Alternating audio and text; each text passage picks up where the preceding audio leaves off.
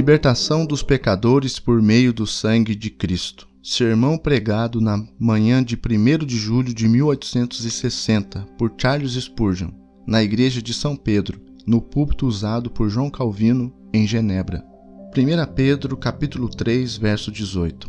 Porque também Cristo padeceu uma vez pelos pecados, o justo pelos injustos, para levar-nos a Deus, mortificado na verdade, na carne, mas vivificado pelo Espírito. O tema de nossa meditação será encontrado na primeira epístola de Pedro, capítulo 3, verso 18. Nestas palavras, Cristo também sofreu por nossos pecados, que o Espírito Santo exponha e desenvolva o significado destas sagradas palavras para nossa edificação. Amém. Cristo também sofreu por nossos pecados para que pudesse nos levar a Deus.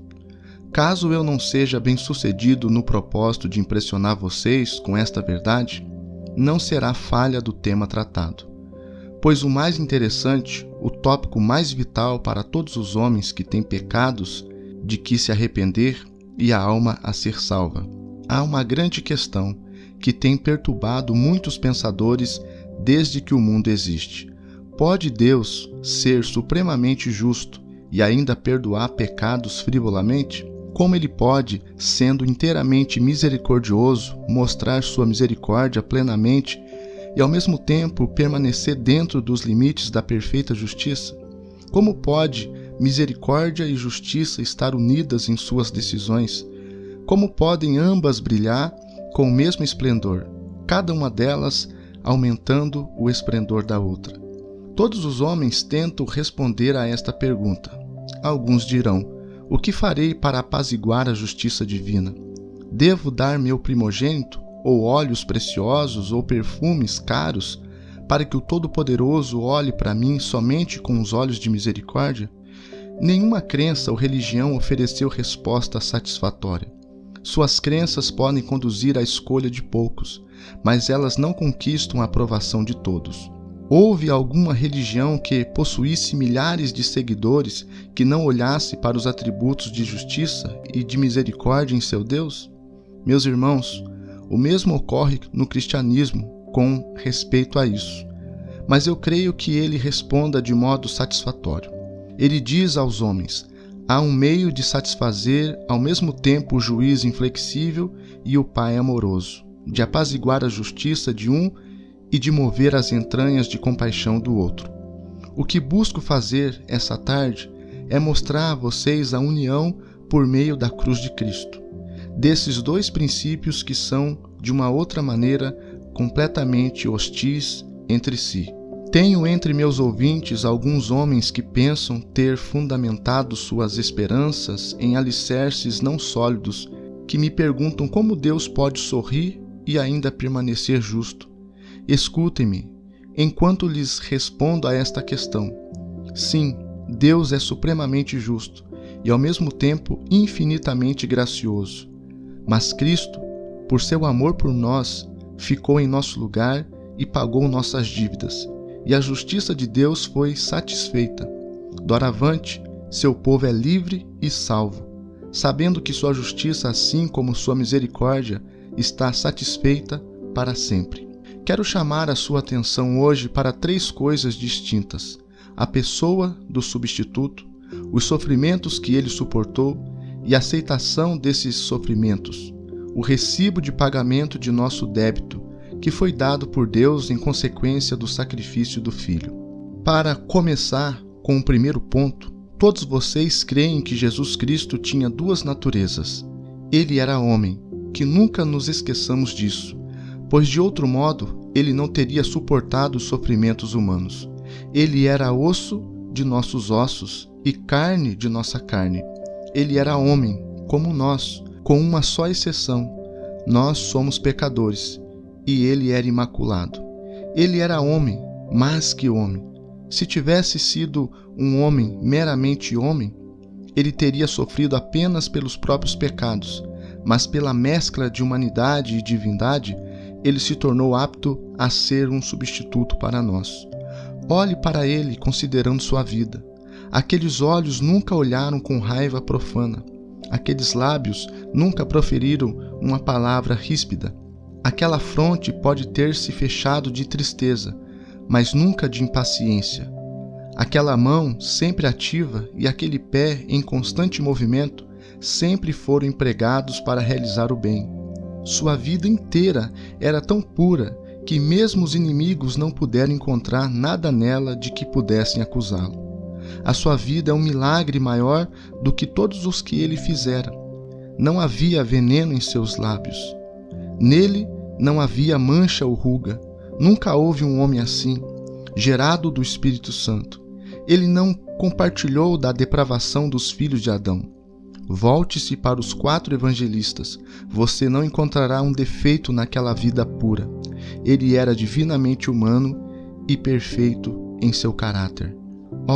Meus caros irmãos, cremos que tais sofrimentos provam ser expiatórios quando suportados por tal ser.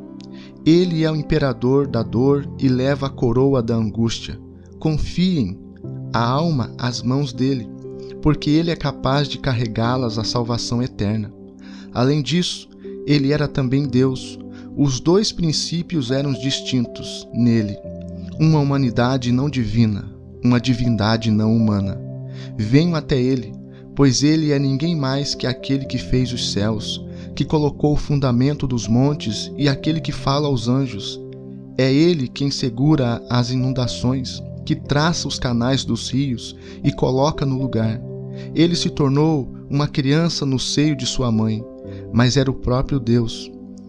Se não fosse assim, ele nunca seria capaz de viver e morrer como fez.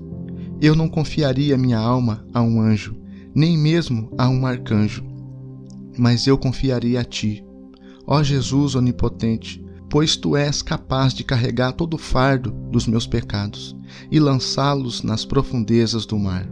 Ó meu irmão, chegue-se a ele com toda a sua angústia, porque ele é capaz de removê-la.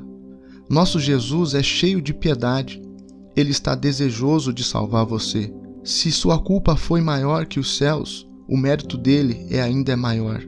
Ainda que seus crimes sejam como montanhas, ainda que você esteja carregado com todos os pecados da humanidade, o sangue de Cristo é suficiente para lavar todos eles. Se você tiver coragem o bastante para lançá-los sobre ele e descansar em seus braços, as promessas de Deus se cumprirão. O mar terá secado e o sol deixado de brilhar antes que ele rejeite uma alma que se apega à cruz. Venham até ele, pois ele é um homem perfeito e um Deus perfeito. Ele é capaz, bem como desejoso, de levá-lo aos pés de Deus. Isso nos traz a segunda parte de nosso tema. Deixe-me tentar descrever de modo imperfeito por meio de uma comparação. Como se colocar diante de Deus? Você está em dívida, não dispõe de recursos e teme ser preso. Um amigo vem a você e lhe diz que uma pessoa muito generosa prometeu pagar todas as suas dívidas. Seu coração começa a ter esperança. Mas, se essa pessoa generosa vier até você e mostrar o ouro e a prata que irão libertá-lo, você ficaria satisfeito em dobro. O nome e o caráter desse amigo dão a você confiança, mas seu conforto é ainda maior quando você o vê.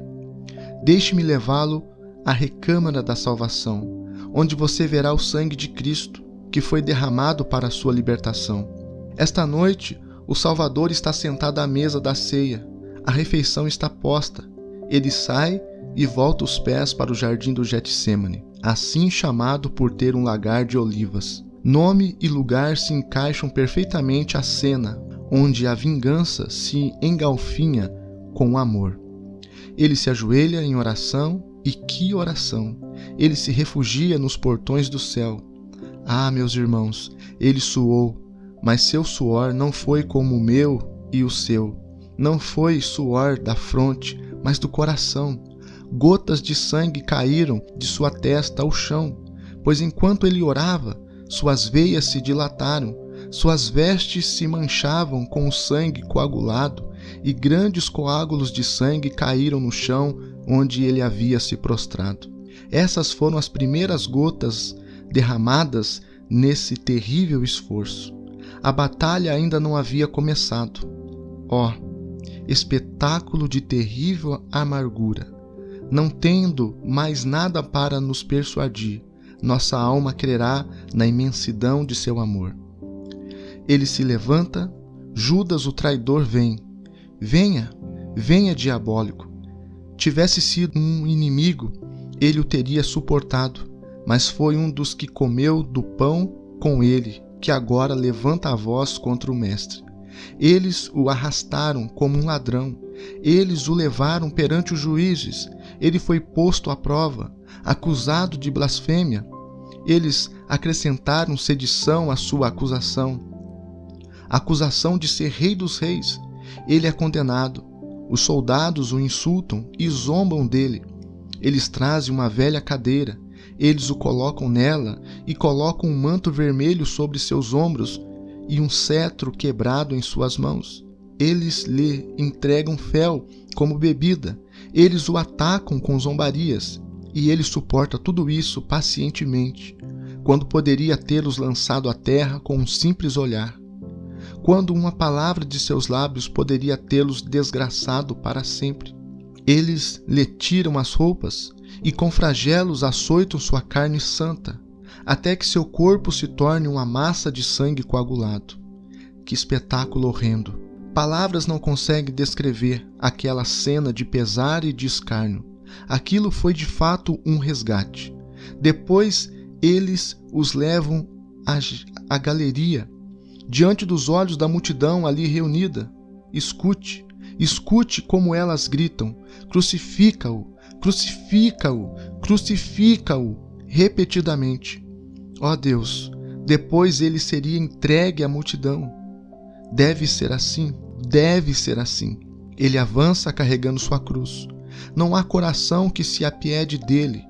Não há voz para consolá-lo. É verdade, algumas mulheres o seguem, mostrando solidariedade, mas ele diz: filhas de Jerusalém, não choreis por mim, chorai antes por vós mesmas e por vossos filhos. Ele segue, tropeçando na via dolorosa, marcando cada passo com sangue. Por fim, Jesus cai. Eles o fazem levantar e o levam aos pés do Calvário. Dado o sinal, os executores o agarram, colocam-no na cruz e o pregam nela. E o que ele diz? Pai, perdoa-lhes. Eles levantam a cruz e com grande esforço colocam-na no encaixe. Cada nervo é tirado do lugar, cada osso está fora de sua junta. Ele chora de dor. Cães tenham compaixão dele. Mas veja, eles encaram, eles zombam de sua forma malicenta. Eles riem de sua divindade. O sol quente queima sua pele. E quando ele clama: tenho sede, entregam-lhe fel e vinagre para beber. Por fim, ele morre. Ele morre numa agonia tão extrema que devemos fechar os olhos e tremer diante de tal pensamento. O sol, este olho gigante da natureza, não pode olhar para tal agonia. Ele se velou e foi embora para o horizonte escuro. A terra tremeu em suas entranhas e a cena hedionda teve fim com um terrível brado: Eli, Eli, lama sabachthani. Com cada palavra, cada sílaba daquele terrível apelo, enfaticamente solitário. Ah, venham pecadores sobrecarregados, venham os de consciência ferida, venham e curem suas feridas no sangue de Jesus Cristo, venham e fiquem onde a triste mãe ficou, aos pés da cruz, que é a porta dos céus. Nenhum homem jamais creu nisso em vão. Venham, creiam e sejam salvos. Agora, deixe-me usar outra figura singela. Suponha que você estivesse com dívidas e um amigo lhe prometeu e lhe mostrou a você o dinheiro para livrá-lo do problema. Mas esse amigo, em lugar disse, viesse com um recibo na mão, você ainda ficaria receoso? Não, você diria: agora tenho certeza de que meu débito está pago. Eu posso ir, estou livre.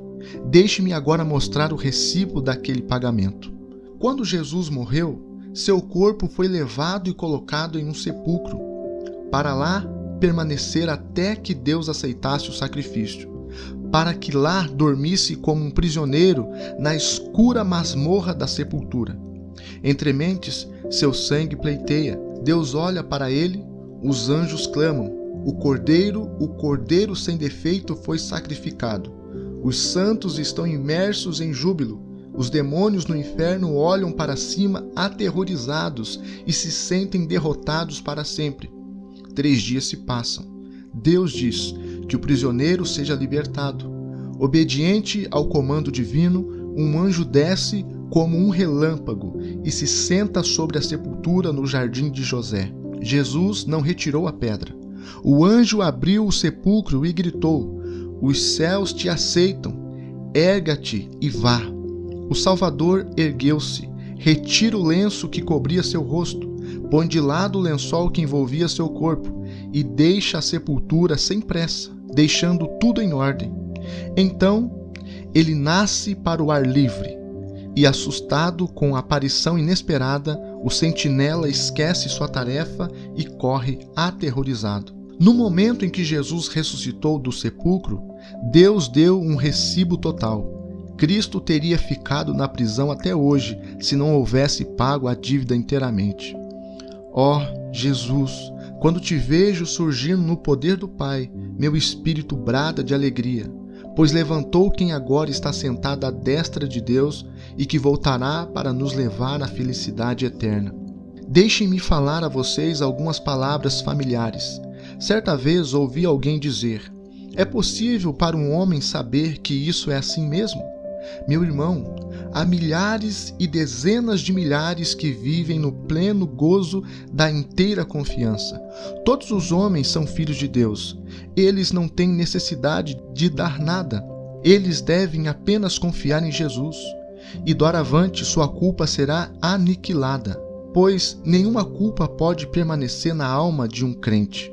Satanás pode dizer ao homem milhares de vezes que seus pecados permanecem, mas Satanás é o pai da mentira.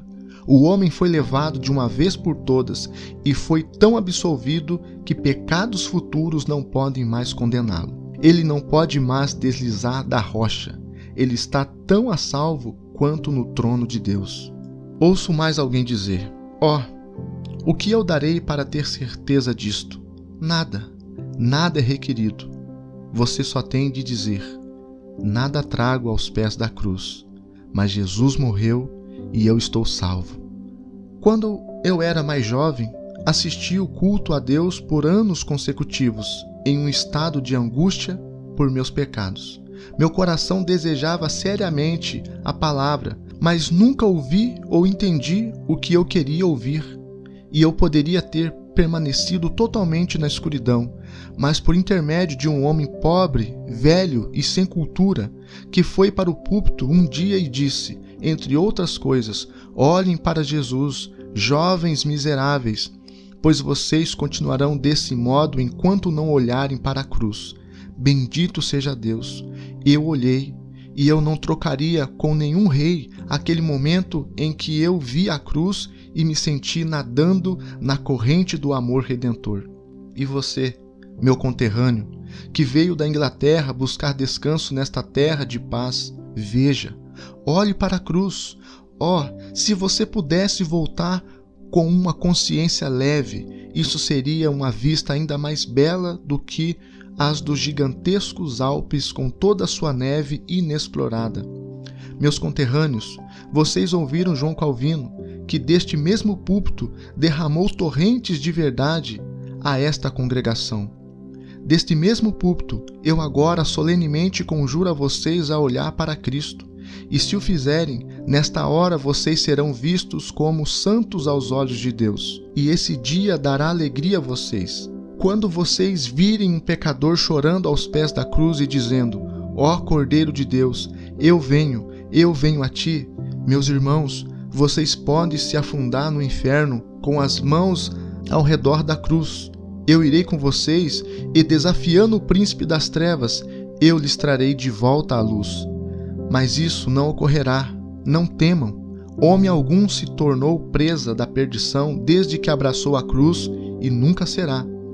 Que Deus abençoe a todos vocês em Jesus Cristo. Amém.